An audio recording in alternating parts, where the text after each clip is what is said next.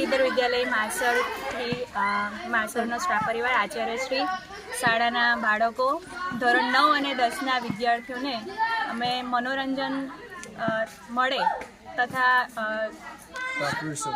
પ્રાકૃતિક સૌંદર્ય નિહાળી શકે તે હેતુથી શૈક્ષણિક પ્રવૃત્તિ સાથે અમે બામણવાસીમાં ફાર્મ હાઉસમાં આવેલા છે અને છોકરાઓ ઘણું અહીંયા મનોરંજન કરી રહ્યા છે.